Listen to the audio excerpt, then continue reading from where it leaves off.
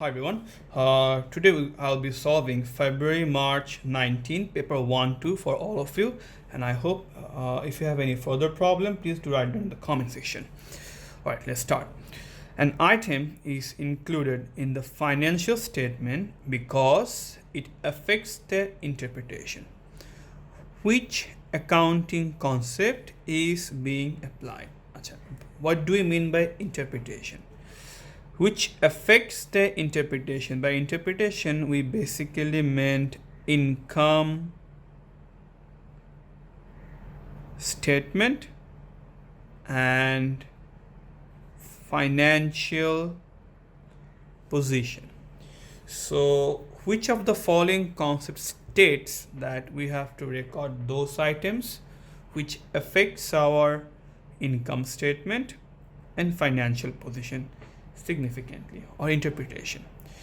Option A is consistency. This won't be the answer, because consistency concept basically states that we have to follow one method for individual item all the time. For example, depreciation method.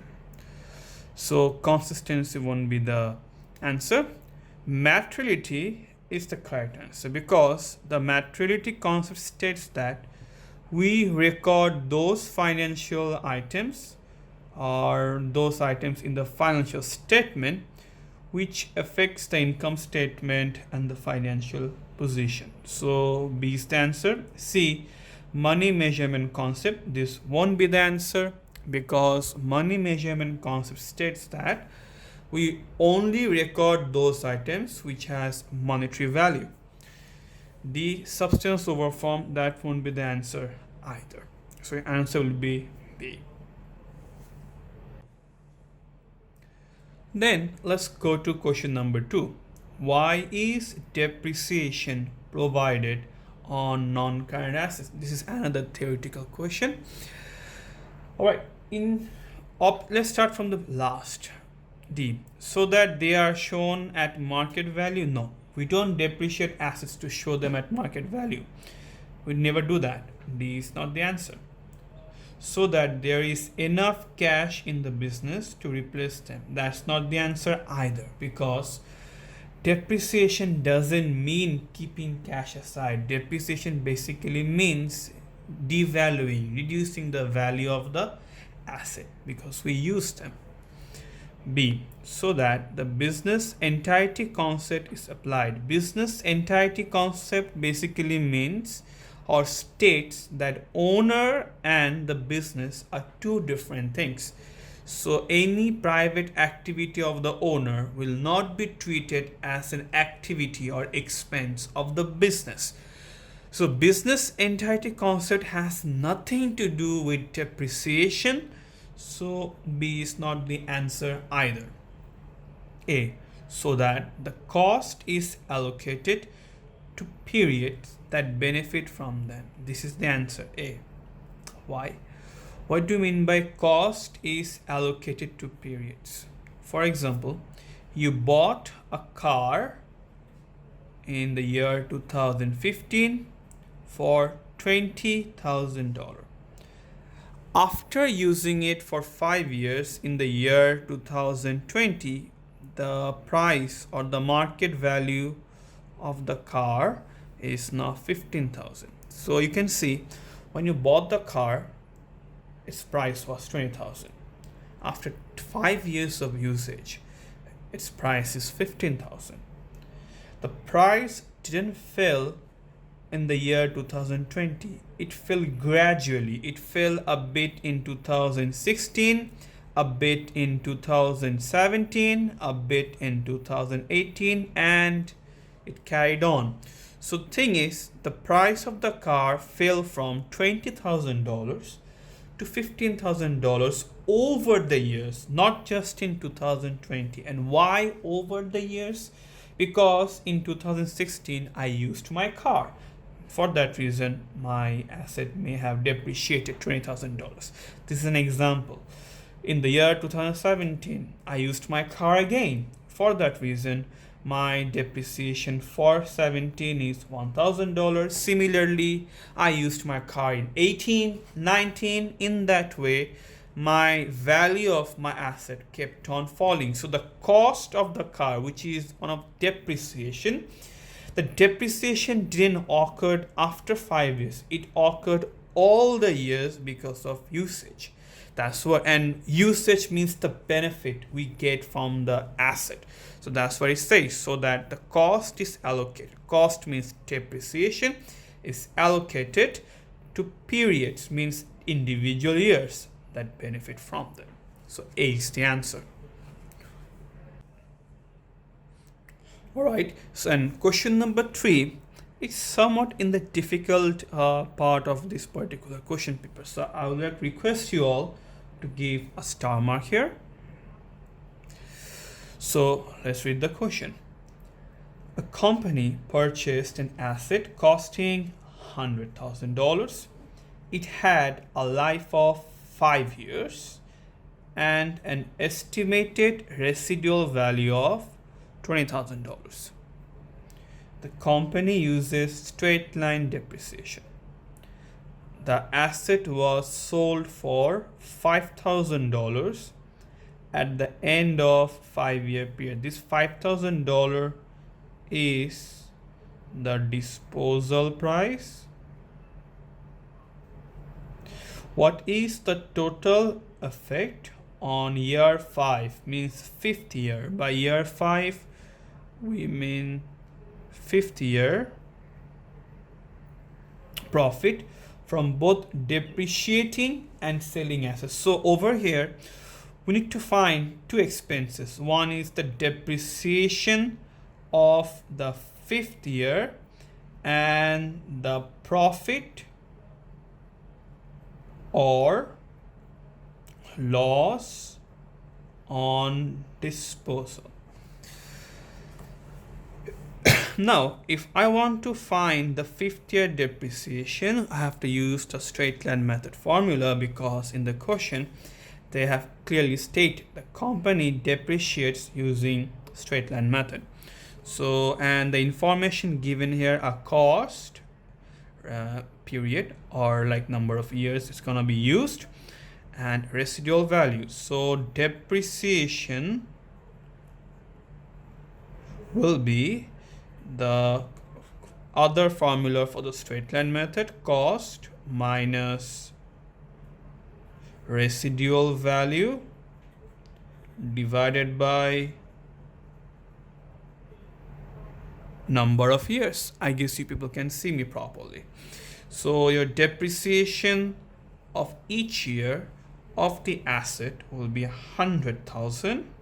Here the cost 100,000 minus residual value $20,000 divided by number of years, and the asset is used for 5 years. Now if you take out your calculator, do the math, your answer will somewhat be around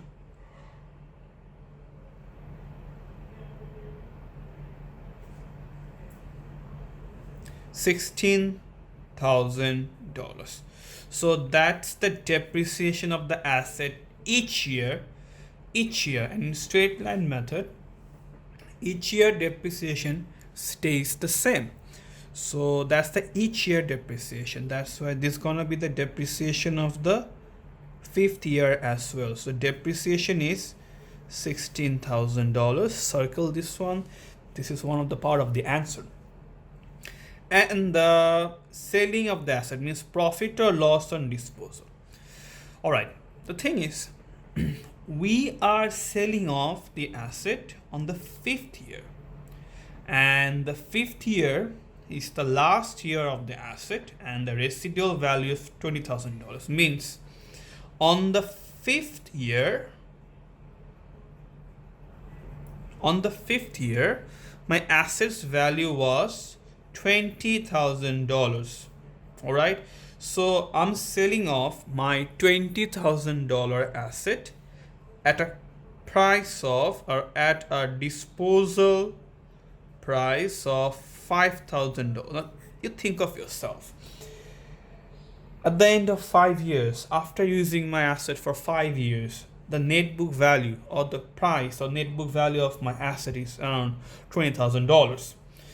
I'm selling off my $20,000 asset for $5,000. So I'm selling it off at a lower price. So I'm making a loss here. At how much loss? So $20,000 assets are sold for $5,000. So there's a loss of $15,000. The loss on disposal is $15,000. So the question is, what is the total effect of depreciation and the selling of the asset, means disposal? The total effect is, depreciation is an expense, so depreciation, for depreciation there will be an effect of $16,000 as an expense, and while selling off the asset I'm making a loss of another $15,000. So total expense for this asset is $31,000. That's why our answer will be $31,000.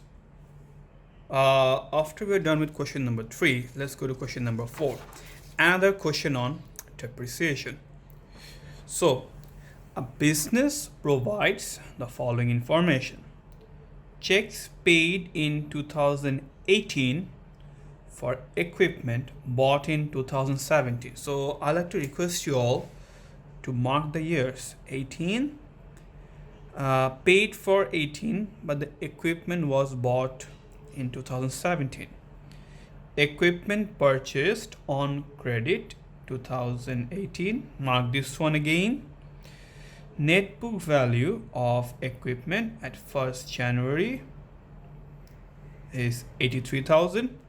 Net book value of equipment at 31st December is 67,000.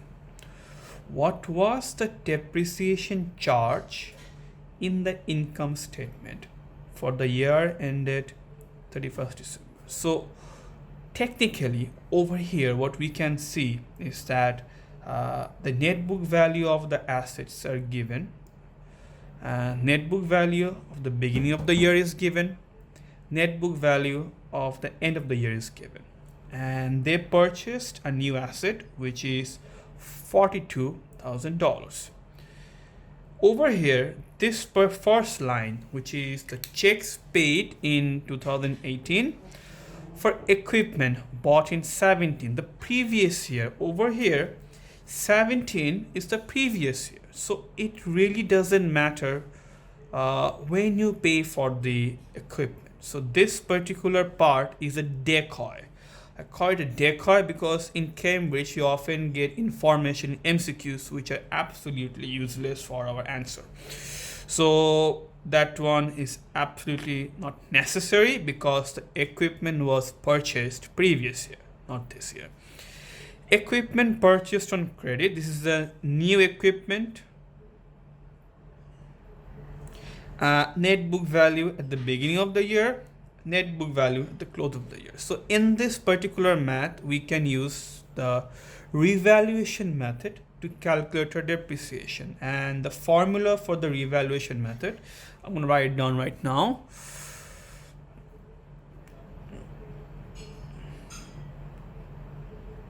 Revaluation method of depreciation formula is net book value at beginning minus net book value at the end plus new asset minus net book value of sold asset. That's the basic formula for figuring out depreciation using revaluation method. So net book value at the beginning. So net book value at the beginning of the year is $83,000. Net book value at the end of the year is $67,000 plus new asset. So the new asset purchased is $42,000 minus net book value of sold asset. We didn't sell any or disposed any asset in question number 4, so the value is 0. Now if you do the math, your answer will somewhat be around, please do the math please, 83,000 minus 67,000 plus 40,000, and your answer will be $58,000. So first option 58,000 D, and that's your answer.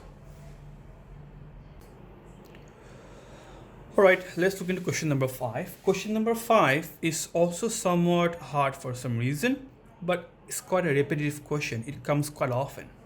So I'll like to request you all to give a star mark here, because the star marks is the one I think you should go through before exam day. All right, so let's go for it. And remember, for question number 5, there is quite a lot of rough work, so you might need extra paper. Daphne buys a non-current asset for $10,000. All right, it has an estimated life of 2 years and a scrap value of 2,000. She is considering whether to depreciate it using straight line method or reducing method. All right, the thing is, Daphne over here is quite confused whether she is gonna be depreciating which method, straight line or reducing balance. If they go for reducing balance method, she's gonna be using 60%, and if she uses straight line method, we have to use the usual formula, which is cost minus scrap value divided by number of years. Which statements are correct? Profits for the year 1 is higher than reducing balance method. Profit for the year in year 1 is higher in straight line method. In order to figure out whether these statements are correct or not, we need to first find out the yearly depreciation of the asset using straight line method and reducing balance method for 2 years. Remember, for 2 years. Why? Because the asset has an estimated life of 2 years only. So let's go for it. I'll do a rough work here. So straight line, reducing balance. If Daphne, or repeat again, if Daphne uses straight line method to depreciate, the formula she should be using is cost minus scrap value divided by number of years. All right, so the answer for that, or the yearly depreciation, will be cost is $10,000, so $10,000 minus scrap value. Scrap value is $2,000 divided by number of years, 2. 8,000 divided by 2. That will give you around $4,000. So for the year 1 in straight line method, the depreciation of the asset will be $4,000. In the year 2, depreciation will still be $4,000, because in straight line method, yearly depreciation stays the same. Now let's go for the reducing balance one. The formula for the reducing balance method is percentage into net book value. So in the year 1, depreciation will be 60% into net book value. At the beginning of the year, the cost of the asset is its net book value, because there is no other old depreciation or depreciation of previous years. For that reason, year 1 depreciation is 60% times $10,000. Why I got this $10,000? From here, the cost price is $10,000. because the asset's cost price is $10,000. So your yearly depreciation will be $6,000, and therefore your net book value will be $4,000. So this is the yearly depreciation for year 1. Then yearly depreciation for year 2 will be 60% into net book value, which is $4,000, and your answer will be $2,400. So the net book value after 2 years is $1,600. Now, if you go for a comparison, you will see that in straight line method, year 1 depreciation was 4,000, year 2 was 4,000. But in the reducing balance method, year 1 was 6,000, year 2 was 2,400. Therefore,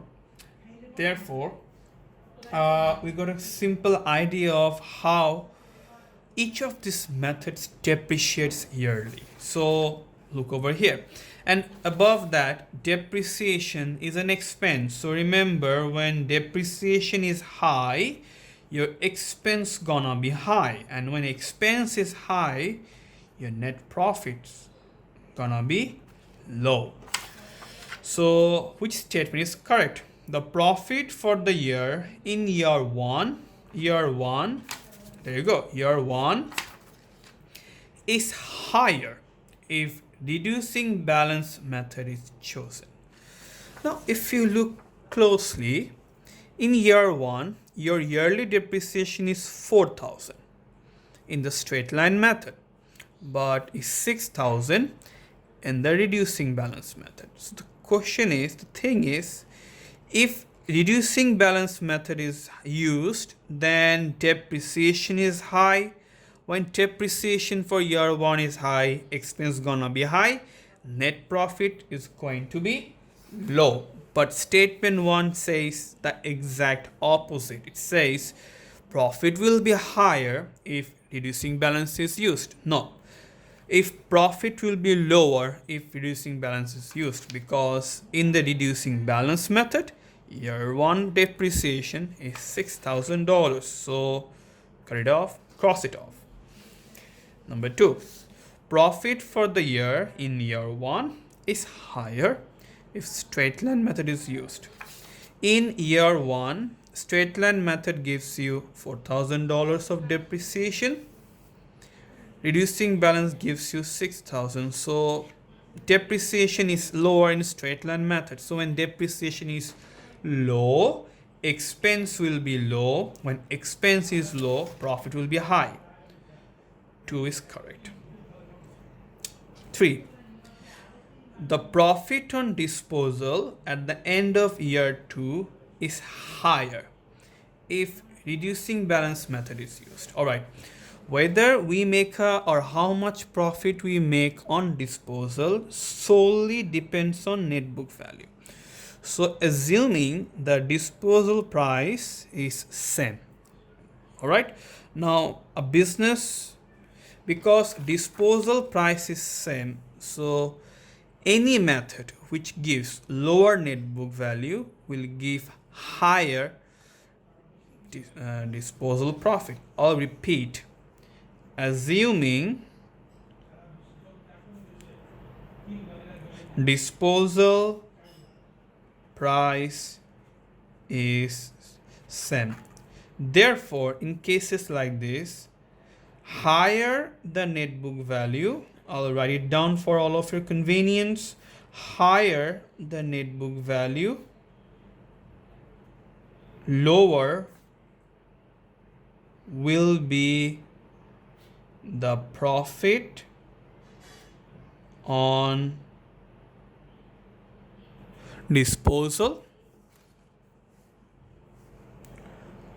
lower the net book value, higher will be the profit on disposal. All right, so let's see which net book value, if we're looking for higher profit on disposal or lower, we need to find the net book value. We already know the net book value after second year for the reducing balance method. What's the net book value in using straight line? It's going to be 10,000 minus 4,000 is 6,000 minus 4,000. That gives you 2,000. So the thing is, straight line method gives you a higher net book value, but the reducing balance method gives you lower net book value. So this particular method, we're gonna have higher. Right, sorry, my video turned off. So in the reducing balance method, because it has lower net book value than the straight line method, so the reducing balance method will have higher profit and the straight line method will have lower profit. Now if you go to the statement 3 says the profit on disposal at the end of year 2 is higher if reducing balance method is used. Yes, it's going to be higher as we have figured out. So 3 is correct. 4. The profit on disposal at the end of year 2 is higher if straight line method is used. We can see if straight line method is used, net book value will be higher than the reducing balance method. Net book value higher means profit will be lower. Therefore 4 is incorrect. 2 and 3 is the right answer. C will be the right answer. Then our next question is, what is not a purpose of control account? So let's look into the options. A, to assist in preparation of financial statement. This is a purpose of control account. All right. So they're asking for not a purpose. Which one is not a purpose of control account? Next, if you go to option B, to identify all errors where the trial balance agrees. No, this is not a purpose of control account. To provide a total for trade receivables and trade payables. That is correct. It's one of the purpose of a control account. To verify the accuracy of individual ledgers. Absolutely. So your answer will be B, because they're asking for not a purpose of control account. Let's look into question number 7. First of all, question number 7 is somewhat complicated or hard for certain students. For that reason, I'll ask you all to give 2 stars in question number 7 first. And I guess you all did that. Now look at this question. The balance on a sales ledger control account was $21,500. So a sales ledger control account balance basically shows trade receivable. All right, so write that down, trade receivable. This did not agree with the total of the sales ledger balances. Sales ledger is a ledger book which contains all the customers' account, and all the customers, the money which owe from customers, the total of that money is called the trade receivable. They often have to balance, or the value of the balance or total of sales ledger account should always match the control account. In this case, it didn't happen. All right, so what was the mistake? It was discovered that a credit note for 200 sent to a credit customer. Credit note for 200 basically means return inward for 200 sent to a customer had been posted to the debit of the customer's account. All right, let's try to figure out the problem. It was discovered that a credit note for $200 means return inward. We issue credit note whenever there is a return inward. So whenever there is a return inward, our return inward account is debited $200, and the return inward occurred from the customer, and his account should be created. This is the actual entry for this particular transaction. What went wrong? So what went wrong is it was discovered that $200 sent to a credit customer had been posted to the debit side of customer's account. Means what they did is to record this particular return inward, we have to debit the return inward account, which they did, and we are supposed to credit the customer account. Now, instead of crediting the customer's account, they mistakenly debited it. They have debited the customer's account. This is the mistake which they did. So what happens when we make mistakes like this? First of all, customers are our trade receivable, and whenever a customer account or a trade receivable account is credited, trade receivable falls, and whenever a customer's account is debited, that is our trade receivable increases. So what happened in this mistake is that because we didn't credited the customer account, which was supposed to, because customer's account was not credited by $200, so trade receivable rose by $200, and we didn't create the customer account. That's one mistake.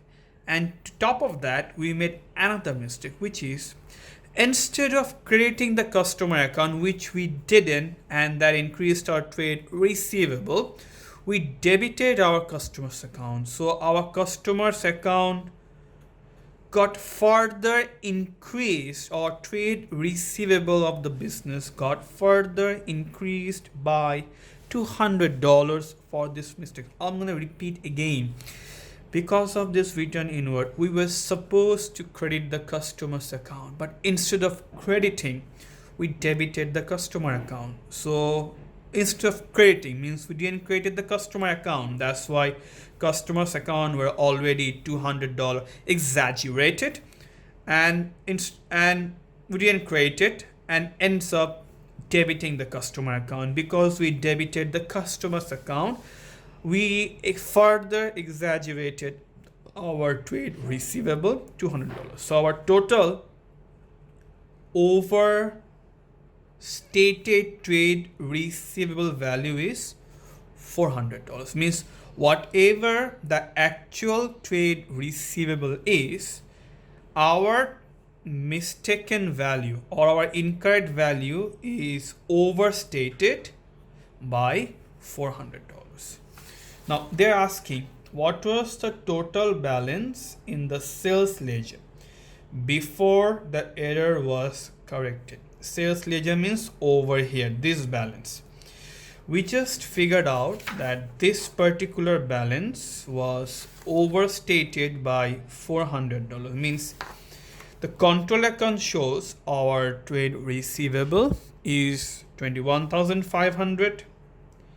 This doesn't match with the sales ledger balance. Why? Because the sales ledger balance is overstated by $400. So the sales ledger balance is showing a wrong amount or wrong value, and that wrong value is $21,900. And we got this one because we had to figure out how much trade receivable or the customer's account was overstated, and it was overstated by $400. So and the control account is showing us the actual trade receivable. So the sales ledger balance was $21,500 plus $400. That will give you $21,900. Okay, so now let's go to question number 8. In question number 8, during the month of June, a business recorded the following information. This is the recording. What was the purchase ledger control account balance at the end of the year, at the end of June?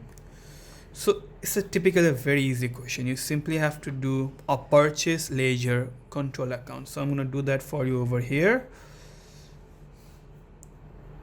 A purchase ledger control account. Stick to the format of the purchase ledger control account, please, and things will be very simple. In a purchase ledger control account, typically our balance BD is on the credit side because it shows our trade payable, and purchase is also on the credit side.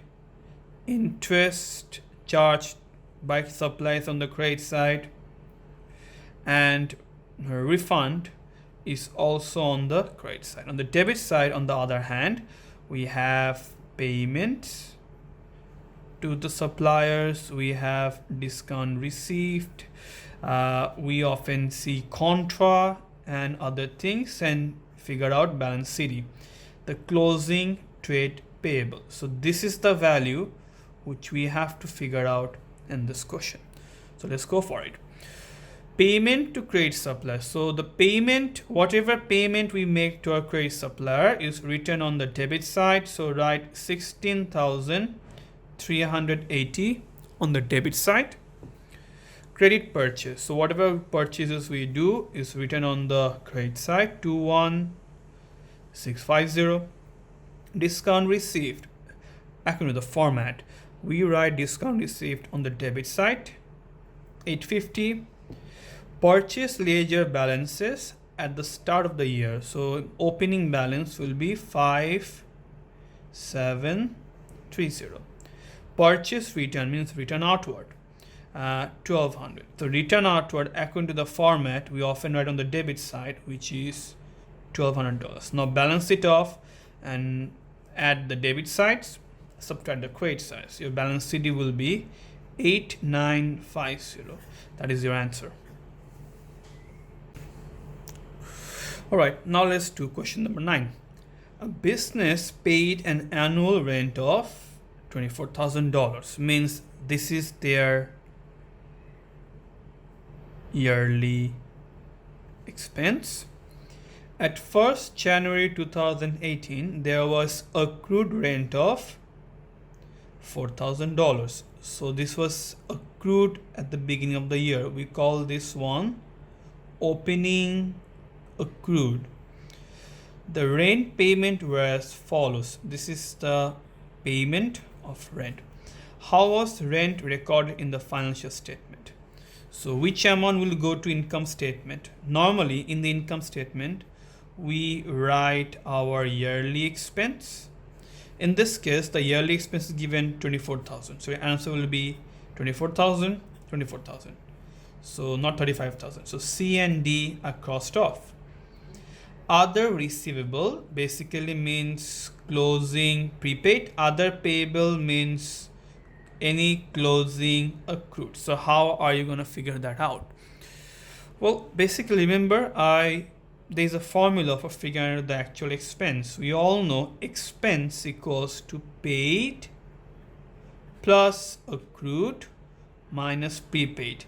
Closing accrued, closing prepaid, minus opening accrued plus opening prepaid. That's the formula for typically figuring out our expense. So the yearly expense is given in the question, $24,000. The amount paid is over here, 12, 10, 13. Now if you add 12, 10, 13, you'll be getting something around 35,000. That's the total expense paid, 35,000 plus closing accrued, means accrued at the end of the year. We don't know that whether we have an accrued or a prepaid. So we'll keep this value as X, minus opening accrued. At the beginning of the year, we had an accrual of 4,000. So, and according to our formula, we subtract opening accrued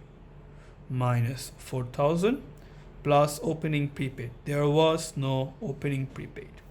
So the formula forms up to be 24,000 plus, add them up, 39,000 plus X.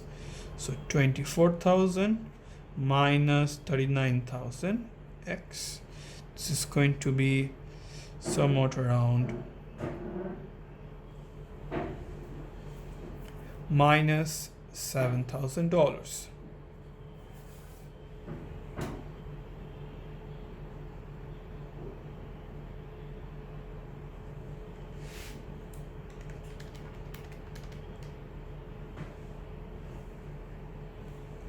Sorry, my bad.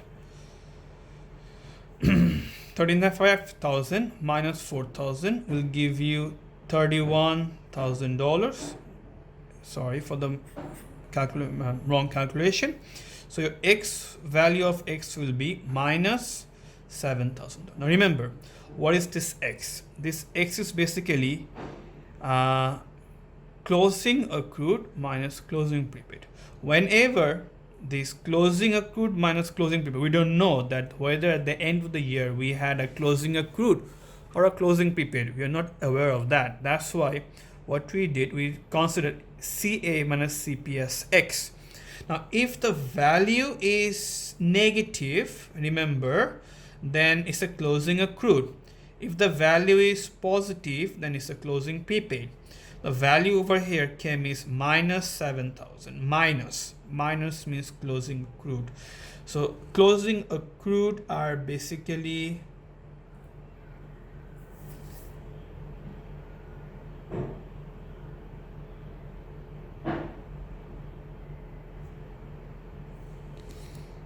sorry, my video's turned off. Remember, whenever there is a closing answer is negative, this is going to be closing prepaid, and whenever the answer is positive, it's going to be closing accrued. The answer turned out to be minus 7,000, so it's going to be a prepaid, other receivable, 7,000. So answer will be A, 9A. Now let's look into question number 10. At the end of the year, a business has some damaged goods in inventory. The following information is available. Remember, whenever we have a damaged good, the inventories often have three types of value. The one is the cost price, the other is the NRV, net realizable value, and the last one is the market value or replaceable value.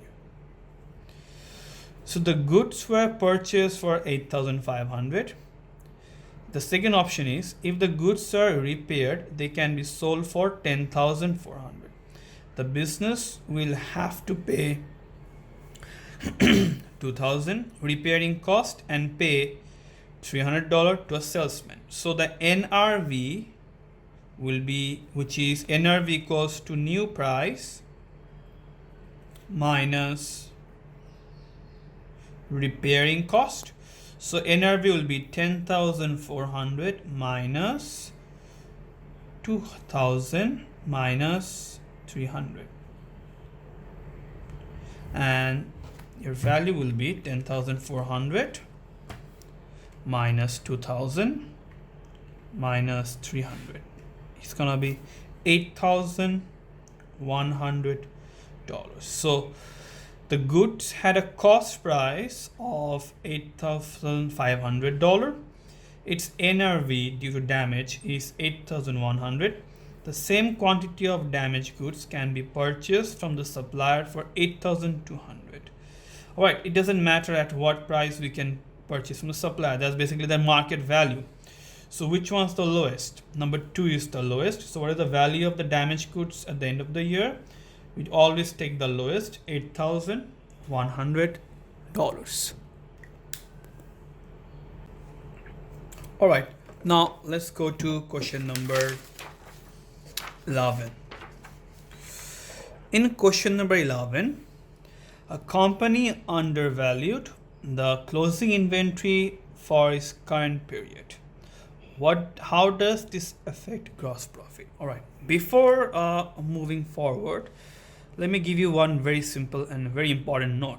First of all, higher the closing inventory of a business. By CI, I means closing inventory. Higher the closing inventory of a business, higher will be is gross profit, lower the closing inventory of a business, lower will be the gross profit. Why? Because closing inventory is subtracted from cost of sales. So when closing inventory is higher, more value is subtracted from cost of sales. So when closing inventory is higher, cost of sales will be lower. When cost of sales are lower, gross profit will be higher. So from that perspective and linkage, higher the closing inventory, higher the gross profit. Lower the closing inventory, lower the gross profit. And the exact opposite happens for opening inventory, because opening inventory and closing inventory are two different things of two different periods. So in this case, higher the opening inventory, we have seen that whenever closing inventory increases, gross profit increases. The exact opposite will be higher the opening inventory, lower the gross profit, lower the opening inventory, higher the gross profit. So a company undervalued the closing inventory. So their closing inventory was undervalued. What is the effect of the gross profit? So when closing inventory was undervalued, means decreased, gross profit will be decreased as well. That is, if closing inventory is undervalued, gross profit will be understated. So your answer will be understated, understated, understated. A is not the answer. Following period. Following period means next year. Alright, so closing inventory of this year is an opening inventory for the next year. It's like whatever closing inventory I had for the year 2019 is an opening inventory for the year 2020. So closing inventory of current year is an opening inventory of next year. And because the company undervalued the closing inventory of current year, means next year's opening inventory is undervalued. So when opening inventory is undervalued, gross profit is overstated, as you can see the linkage. So your answer will be B. Alright, now look into question number 12. For the year ended 31st December 2018, Sim's net asset increased by 1210. Alright, it says increased. So whenever we have questions like this, that net asset we mean capital, whenever we have questions like this, that capital increased by 1210, we assume, it's easier to do, we assume that opening capital equals to 0 and closing capital equals to the increased amount 1210. I know this sounds weird that I'm showing opening capital is 0, but mathematically it's correct, and if you do this way things will be easier. Alright, so and what questions are given? Payment out of Sim's personal account, rent for business office 3600. Sims paid for the business rent out of his personal account, means this is an additional capital, and rent for personal residence, that doesn't really matter how much you pay for the residence, we won't count that. Drawings of goods with a cost of 6200 and sales value 7700. So the business or the owner took a drawing of 6200, sales value doesn't matter. Drawings of cash, further drawings 9750. What was the profit for the year in the year 31st December? How are you going to find that out? Alright, first of all, it's very simple. Remember, when doing the financial position, you do the financed by section like this: opening capital plus net profit or newly known as profit for the year, minus drawings, and then we get our closing capital.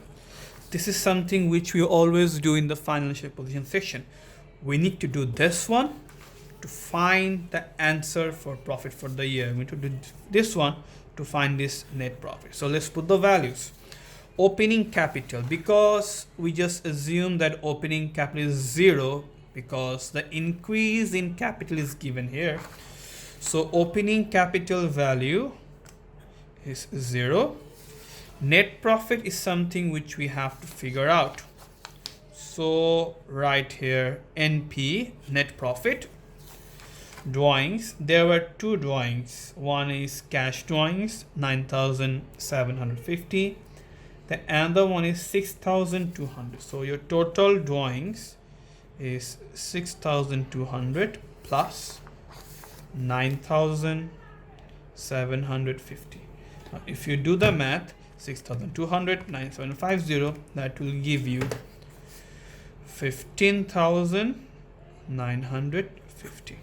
Closing capital is 1210. Right here, 1210. And this is what we did so far, but there's a chance for making mistakes. Look what you missed out. You wrote down the opening capital over here. Then there was an additional capital of 3,600. Whenever owners introduce more capital, the opening capital increases. So add this 3,600 to 0. Net profit is something we have to figure out. Drawings, we got it 15,950. Closing capital, which is the increased amount, 1210.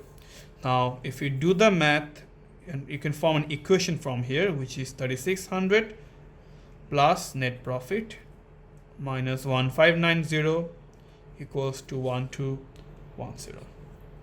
Therefore, your net profit will be 1210 plus 15,950 minus 3,600.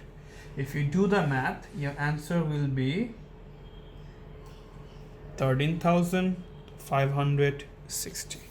So the option B is the correct one, 13,560.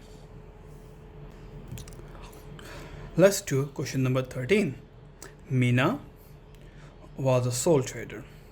On 1st July 2018, Hannah entered into a partnership with her sharing profits equally. Profit for the year ended on 31st December 2018, which was 168,000. This is the profit for the year. All of you mark this one down. Accruing evenly over the year. What does this mean? This means that assume per month profit is same. I'll repeat. Accruing evenly over the year means assuming per month profit is same. So if they make $168,000 profit from 12 months, so per month profit will be 168,000 divided by 12, which is $14,000. An irrecoverable debt of $8,000 was incurred during March. It was agreed that this would be paid by Meena. All right, I'll give a summary of it. The business accounting year is from January to December. So from January to June, from January to June, Meena was the sole owner. But from July to December, there were two owners, Meena and Hannah. So the question is, what is Hannah's share of profit?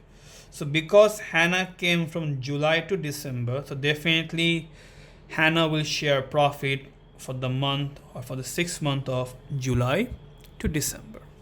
Therefore, first 6 months profit, which is totally taken by Meena, will be 6 into 14,000 because per year profit is 14,000, and that will give you $84,000.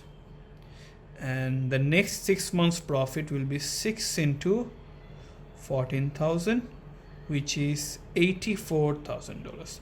This is the simple math which we can easily see without any problem. All right, but the problem comes from this line. An irrecoverable debt of 8,000 was incurred during March, and it was agreed that this would be paid by Meena. Means there was a bad debt of 8,000.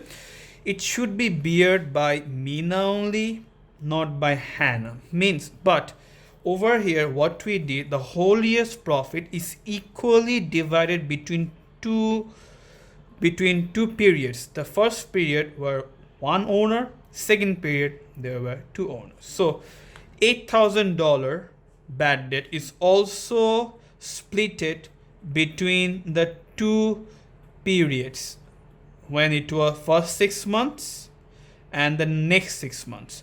So what I'm trying to say over here is $8,000 is splitted between the two of them. 4,000 beared by the first 6 months, next 4,000 beared by the next 6 months. But the problem is, next 6 months $4,000 of bad debt shouldn't be beared by Hannah or the next 6 months. It should be beared from January to June. Why? Because the bad debt occurred on March, and during March there was only one owner, Meena. So because I'm going to repeat this thing, it gets ugly over here. $8,000 is the bad debt. It's because the way we distributed our profit, the bad debt got distributed into two parts. 4,000 for January to June and 4,000 for July to December.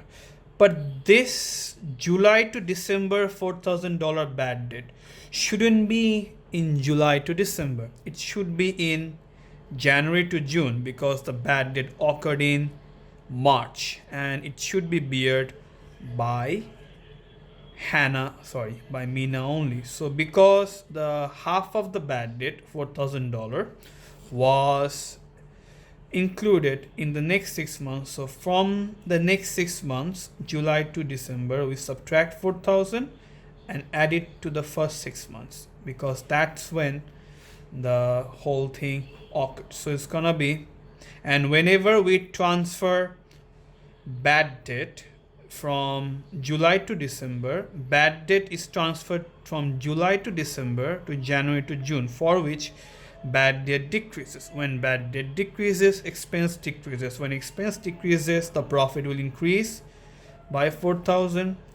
And when this bad debt is transferred to the first 6 months, profit will decrease by 4,000. So the new profit for the first 6 months will be $80,000, and the new profit for the next 6 months will be $88,000. So how much will Hannah receive? Hannah came to the partnership in the last 6 months. So, and their profit is distributed equally. So the 6 months, 88,000, half of them will go to Meena and half of them will go to Hannah. So Hannah's profit will be $44,000. Give 2 star marks here, please.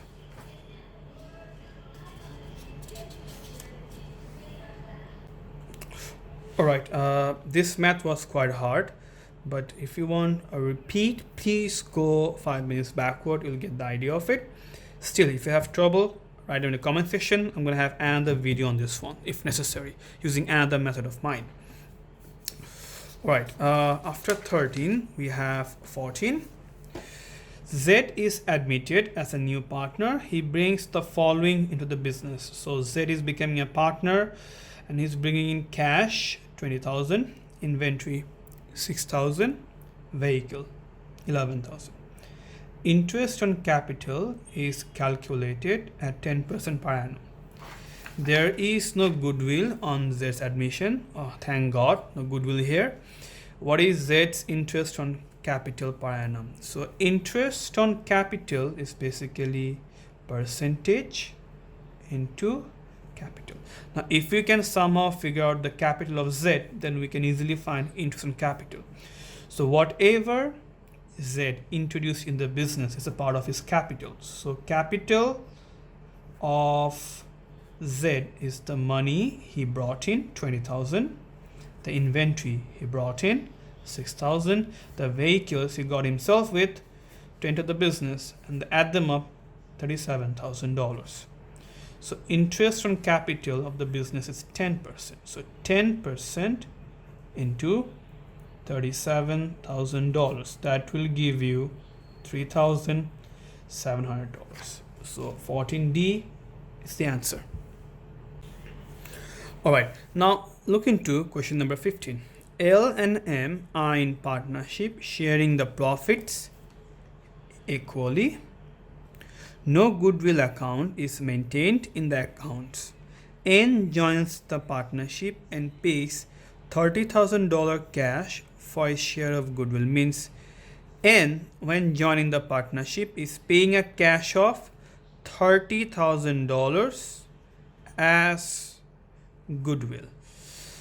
Profits, and first of all, goodwill is basically increases, or goodwill of a business basically increases the capital of the all partners in their profit sharing ratio. So when N is becoming a member of the partnership, he's paying simply $30,000 for the goodwill only. So this $30,000 goodwill will be split between the two all partners, L and M. These two share profit equally, so goodwill will also be shared equally by L and by M. Profits are to be shared equally between L and N. So when N comes in, profit will still be equal.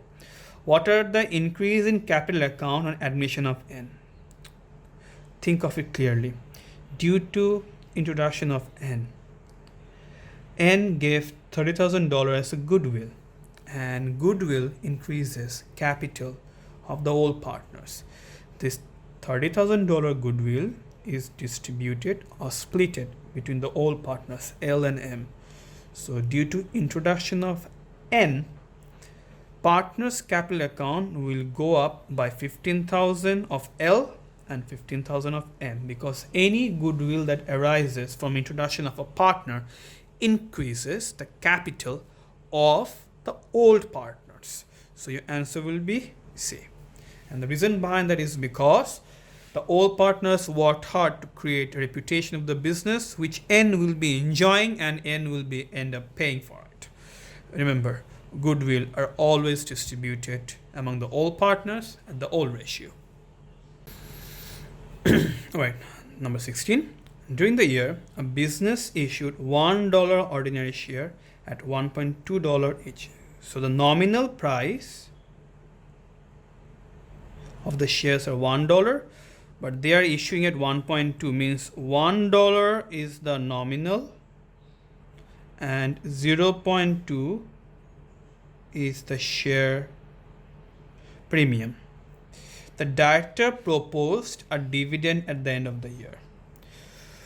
Which balances in the statement of changes in equity were affected by this transaction, or changes in equity? First of all, we issued shares above the nominal price. That is, we issued shares at a higher price. So nominal price was $1. So then any shares, whatever share we issue, that affects our ordinary share capital. So ordinary share capital, ordinary share capital, share capital, share capital.